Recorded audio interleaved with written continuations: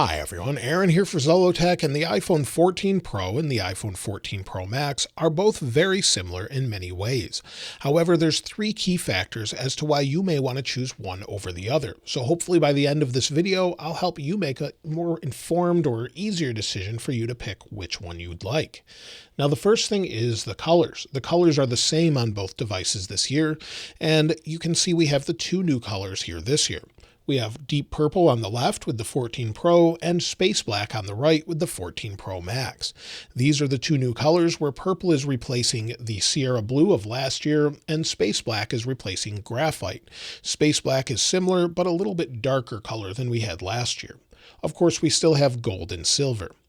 Now, one of the first major considerations between both of these devices, of course, is price. Both offer the same exact storage options, 128 gigabytes, 256, 512 gigabytes, or 1 terabyte storage options. For the Pro, it starts at $999 and goes up to $1,499. For the Pro Max, it's the same storage options, but $100 more for each option. So $1,099 to $1,599. So it's definitely a little more expensive, but $100 is the difference there. Of course, the second major factor is its overall size and weight. Both devices are constructed of the exact same thing, stainless steel around the outside edges with ceramic shield front and back, and a very similar camera bump as far as the overall size. So everything there is the same as far as construction, but the size and weight is definitely different. Weight on the Pro is 7.27 ounces or 206 grams, where the Pro Max is 8.47 ounces or 240 grams.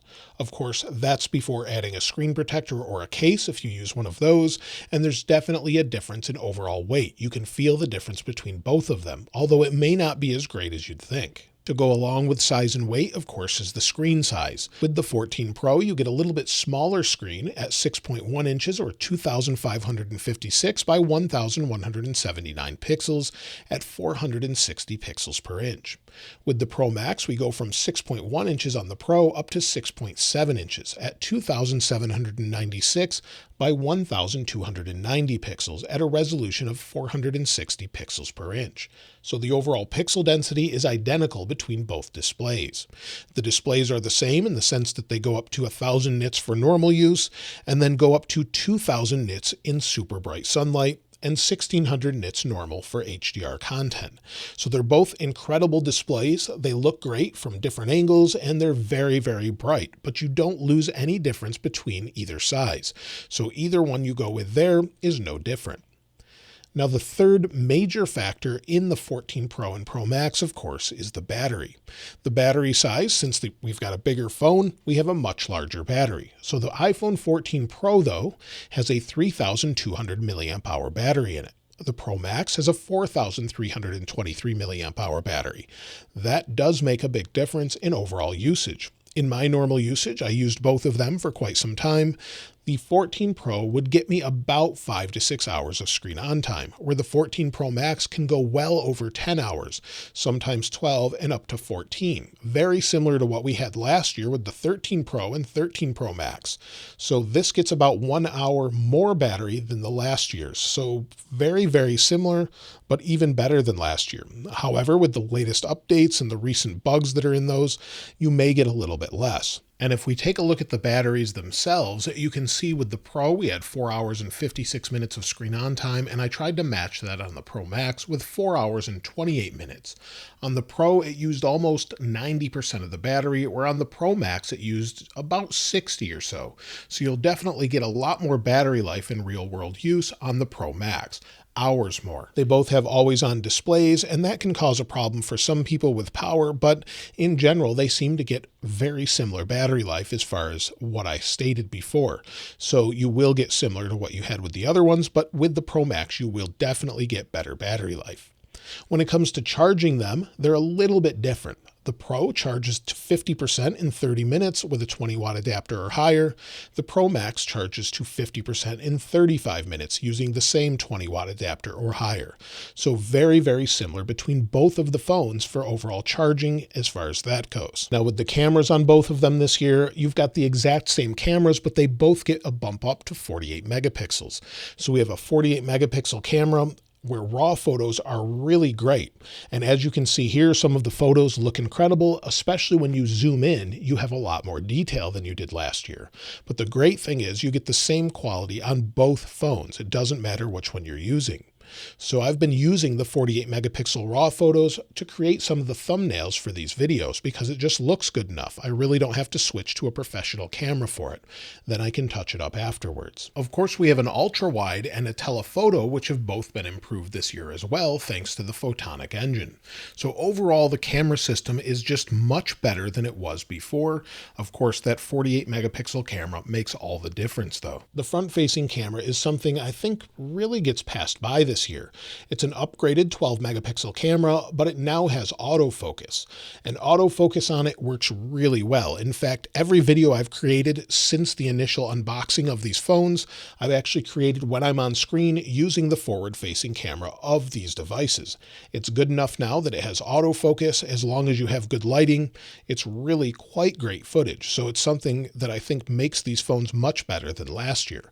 But there's no difference between either one of them when it comes to that.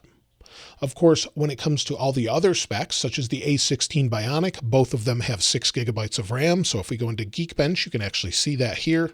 Wait for it to load. It takes just a moment. And you'll see it lists it here a little bit different at 5.51 gigabytes for the Pro and 5.49 gigabytes for the Pro Max. But Apple says it's 6 gigabytes. So the same processor, the same amount of RAM, and no difference there. You also have the same antennas. Of course, you don't have a SIM card this year, so you have to rely on an eSIM in the United States. I haven't found that to be a problem for me. Everything transferred over nicely, but if you travel a lot, of course, you may want to consider getting a different version, maybe sold outside the United States, if you need to swap that SIM card often.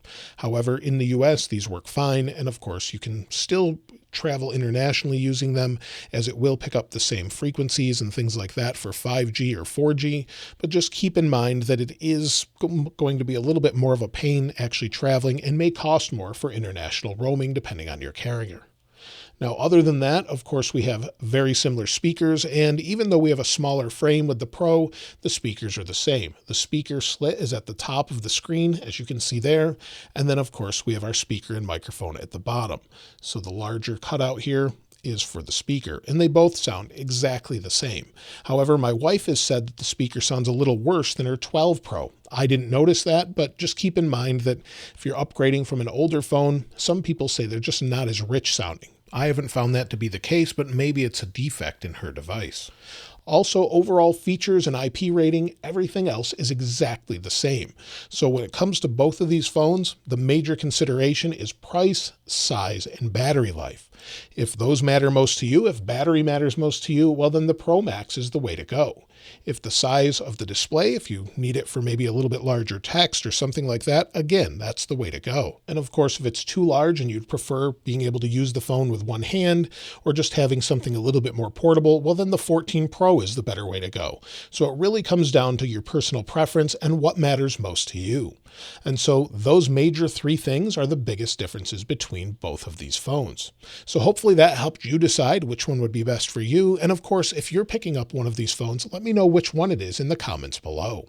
Of course, if you'd like to get your hands on this wallpaper, I'll link it in the description like I normally do. And if you haven't subscribed already, please subscribe. And if you enjoyed the video, please give it a like.